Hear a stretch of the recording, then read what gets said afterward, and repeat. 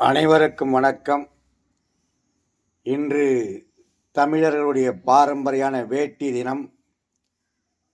வாழ்த்துக்களை நாம் தெரிவித்துக் கொள்ள வேண்டும். வேட்டியை அணிந்து கொள்ள வேண்டும். விவசாயிகளுக்கும் நெசவாளர்களுக்கும் ஒரு வாய்ப்பை நாம் உருவாக்குகிறோம், ஒரு வேட்டி வாங்குவதன் மூலம். அதேபோல் இன்று 2 ஆஸ்கார் அவார்டுகளை வாங்கி எல்லா புகழும் இறைவனுக்கே என்று சொன்ன ஏஆர் ரகுமான் பிறந்த நாள். அதையும் அவருக்கும் நாம் வாழ்த்துக்களை தெரிவித்துக் கொள்ளலாம்.